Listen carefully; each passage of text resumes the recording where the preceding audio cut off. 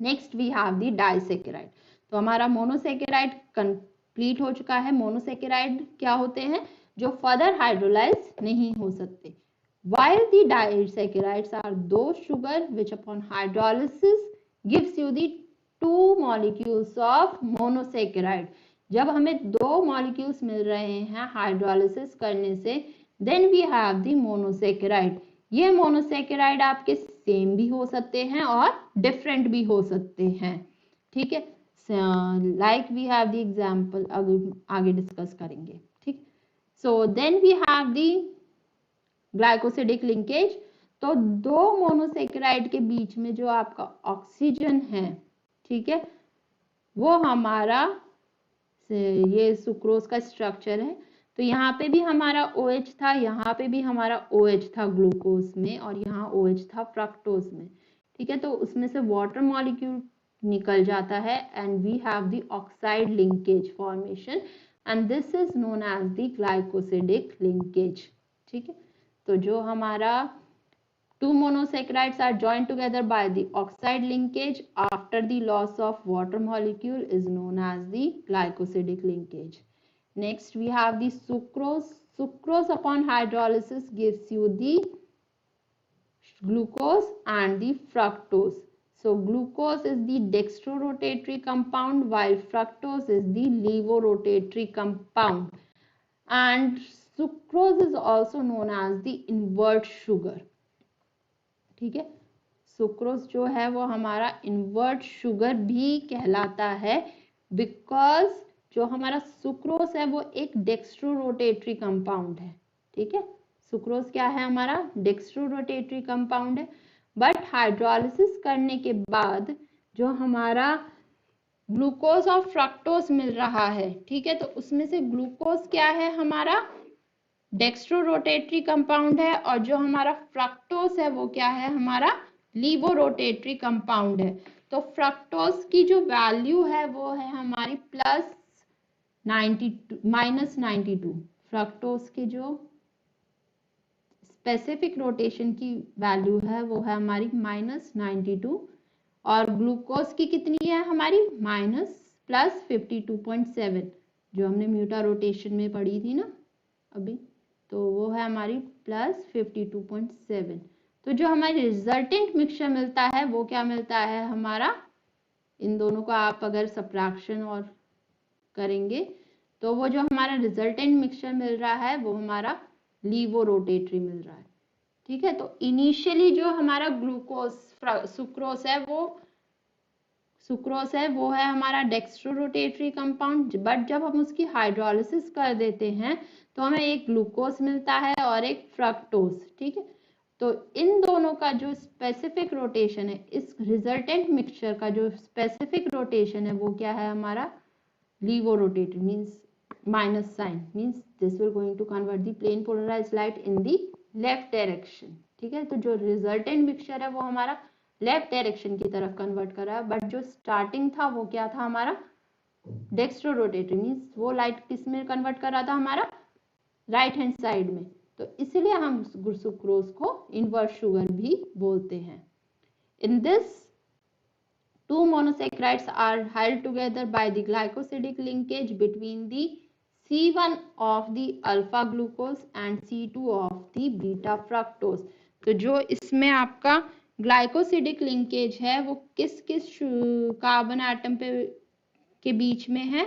वो है आपका C1 of the glucose and C2 of the fructose, ठीक है। So this will going to form the glycosidic linkage between C1 and the C2। Since जो आपका anomeric carbon है या फिर रिड्यूसिंग ग्रुप है ग्लूकोज का रिड्यूसिंग ग्रुप क्या है?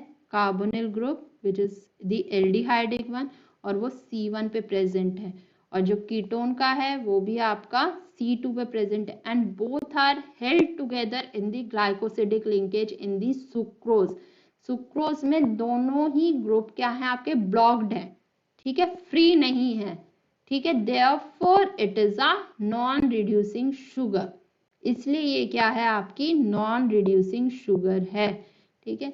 So alpha D glucose and beta D glucose are the two units present in the sucrose, and both are held together by the glycosidic linkage between C1 of the glucose and C2 of the fructose, and the reducing group is not free, thus it is a non-reducing sugar.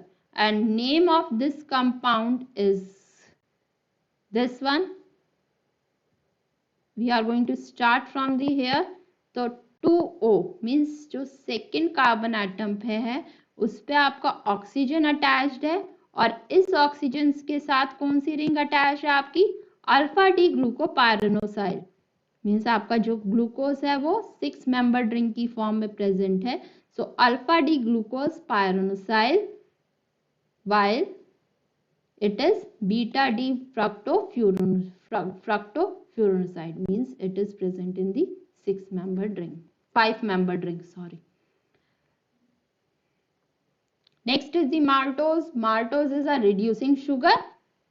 Reducing sugar means जो आपका यहाँ पे reducing group है, means जो आपका carbon 1 है glucose का, एक ग्लूकोज का, वो फ्री है, ठीक है। So it is a reducing sugar and it contains 2 units of glucose and it is held together by alpha glycosidic linkage between C1 and the C4 carbon atom। यहाँ पे जो आपका ग्लाइकोसिडिक लिंकेज है वो C1 और C4 के बीच में है, therefore C1 of this unit is free, therefore it is a reducing in nature। Since जो आपका यहाँ पे एल्डिहाइडिक ग्रुप है वो फ्री है, therefore it will going to gives you the positive tolerance test as well as the positive Felling's test, ठीक है।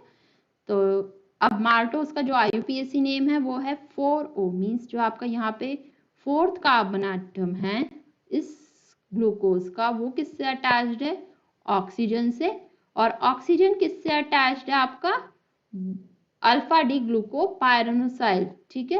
Means ये आपका अल्फा डी ग्लूकोज से अटैच्ड है और ये आपका पायरेनोस फॉर्म में एग्जिस्ट कर रहा है, मीन्स 6 मेंबर रिंग की फॉर्म में एग्जिस्ट कर रहा है, and this is the also the alpha D glucopyranose, ठीक है। ये आपका भी अल्फा डी ग्लूकोपायरेनोस है।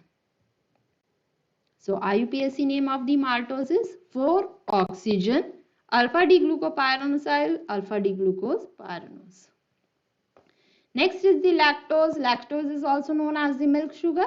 Means this disaccharide is present in the milk.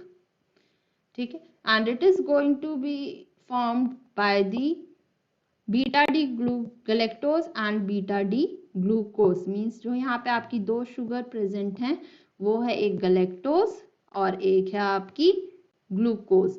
Glucose और गैलेक्टोज में जो आपका जो कॉन्फ़िगरेशन चेंज होता है, since both are the epimer, epimer means सिर्फ एक कार्बन एटम पे उसकी कॉन्फ़िगरेशन चेंज है, तो दोनों का स्ट्रक्चर सेम है, बट कार्बन 4 पे जो आपकी कॉन्फ़िगरेशन है यहाँ पे OH अबव दी प्लेन है और ग्लूकोज में OH कहाँ पे होता है, बिलो दी प्लेन, तो यहाँ पे ये एपीमर भी हैं दोनों, ठीक है। अब लैक्टोज की बात करते हैं।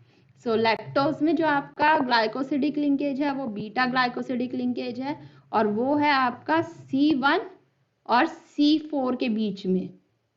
मीन्स जो आपका ग्लूकोज का C1 है वो फ्री है, मीन्स जो it contains the free aldehydic functional group, therefore it is a reducing in nature, ठीक है।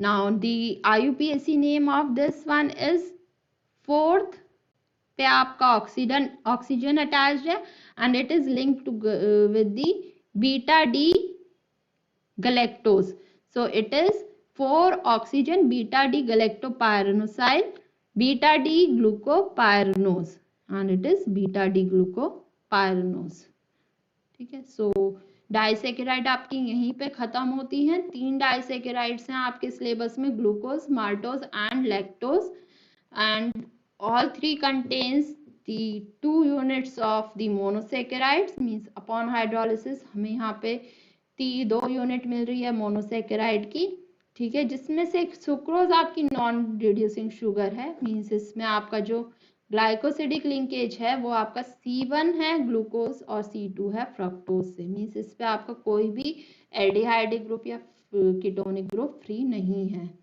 ठीक है, both are bound.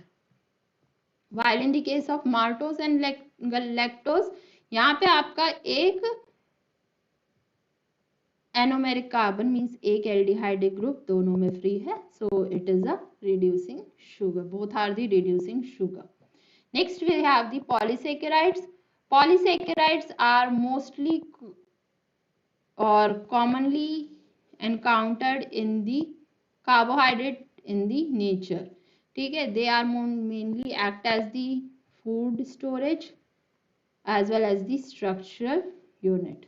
And polysaccharides gives you the n number of monosaccharides unit upon hydrolysis. ठीक है, means it contains the very large number of monosaccharides unit, means it is a polymer chain of monosaccharide unit held or joined together with the glycosidic linkage. Next we have the homopolysaccharide and heteropolysaccharide. So जो आपका homopolysaccharide है, it contains the single monosaccharide unit. ठीक है, उसमें single monosaccharide unit ही repeat होगी। Like we have the starch, starch में आपका सिर्फ एक ही मोनोसेकेराइड यूनिट होता है विच इज ग्लूकोज और वो ही रिपीट होता रहता है। Next is the heteropolysaccharide unit, means it is made up of the more than one type of monosaccharide unit. Next is the starch which is very important polysaccharide, and ये आपसे different form में भी पूछा जा सकता है कि direct short note लिख दो या तो स्टार्च का, या फिर आप अमाइलोज और अमाइलोपेक्टिन को डिफरेंशिएट कर दो। नेक्स्ट, वाटर सॉल्युबल कंटेंट कौन सा है आपका स्टार्च में और वाटर इनसॉल्युबल कंटेंट कौन सा है आपका स्टार्च में। ठीक है, सो किसी भी फॉर्म में आपसे पूछा जा सकता है और इसका स्ट्रक्चर भी। ठीक है, so starch is the main storage of the polysaccharide for plants and it is the most important dietary source of the human beings. It is present in the plants, in mostly all plants, and we are going to take the starch as it is. So it is present in the cereal, roots, tuber and in the some vegetables. So it is a polymer of the alpha D glucose and it contains the two component amylose and amylopectin. Amylose is the water soluble component of the starch. It is the water soluble component and it constitute about 15 to 20% of the starch. Means अगर हम एक 100 grams ले रहे हैं starch, तो इस 100 grams में आपका जो अमाइलोज है वो कितना होगा, maximum 20 grams. We have the starch, means it is a water soluble जो कंटेंट है आपका स्टार्च में वो सिर्फ 20 grams ही है। ठीक है, और जो 80% है, मीन्स जो आपका 80 grams है इस 100 grams स्टार्च में, वो क्या है आपका water insoluble content which is amylopectin. Therefore जो स्टार्च है वो आपका जो ओवरऑल स्टार्च का सोल्यूशन है वो क्या होता है आपका कोलाइडल सोल्यूशन। ठीक है, so it is a colloidal solution, means वो सेटल डाउन भी नहीं होता है। ठीक है, और वो कंप्लीटली डिसॉल्व भी नहीं होता है। ठीक है, इसमें जो आपका स्टार्च है वो डिस्पर्स्ड होता है in the water which is known as the dispersion medium. तो स्टार्च आपका एक कोलाइडल सोल्यूशन है जिसमें कि वाटर सॉल्युबल कंटेंट सिर्फ 20% है which is known as the amylose. ठीक है, amylose is the long unbranched chain which contains of 200 to 1000 units of the alpha D glucose unit with the linkage of between the C1 and the C4। तो जैसे कि हमने structure किया था ना अभी माल्टोज का, सो माल्टोज के स्ट्रक्चर में अगर ये चेन आपकी कंटिन्यू होती रहे, यहाँ पे आपका C1 और C4 के बीच में अल्फा ग्लाइकोसिडिक लिंकेज है और यही आपका सपोज करो कंटिन्यू होता रहे, तो ये आपका कौन सा स्ट्रक्चर बन जाएगा, अमाइलोज का। ठीक है, तो यहाँ पे भी आपका C1 और C4 के बीच में ग्लाइकोसिडिक लिंकेज है, means it has the alpha linkage, और ये स्ट्रक्चर किसका है, अमाइलोज का। तो सेम स्ट्रक्चर है आपका डाइसेकेराइड में, माल्टोज का स्ट्रक्चर अगर आपको पता है तो आप अमाइलोज का स्ट्रक्चर इजीली बना सकते हैं। ठीक है, next is the amylopectin.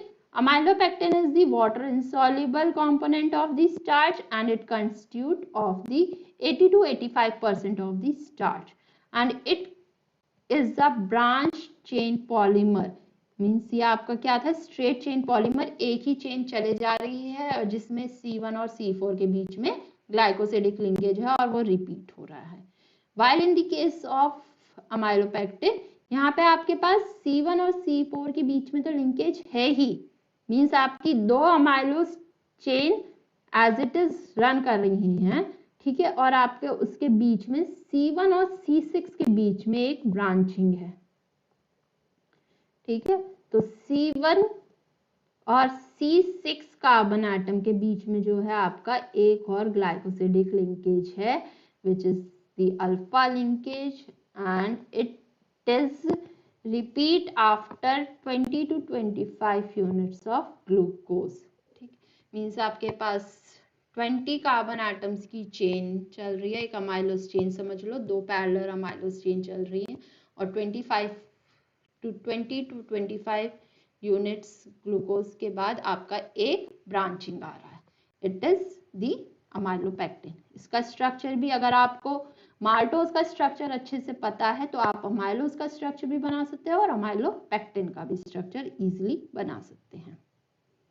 Next is the cellulose. Cellulose contains the beta linkage, it is the structural unit of the plant, it constitute the cell wall of the plant cell. ठीक है, so it is both are the non sugars. ठीक है, starch and cellulose both are the non sugars, means both are not sweet in taste। अगर आपके पास objective type में question आता है कि are all the carbohydrates are sweet in taste, no. ठीक है, सो starch and cellulose are non sweet in taste and they are also known as the non sugars। इसमें आपके पास जो बेसिक यूनिट है या फिर मोनोसेकेराइड है वो क्या है, बीटा डी ग्लूकोज यूनिट। ठीक है, and it has the glycosidic linkage between the C1 of the glucose unit with the C4 of the next glucose unit. ठीक, तो यहाँ पे ये आपकी first carbon atom, second carbon atom, third and fourth. ठीक है, next again first carbon atom, second, third and fourth, and we have the glycosidic linkage or beta glycosidic linkage between C1 and the C4 carbon atom in the cellulose। Thank you all of you. This is all about the carbohydrate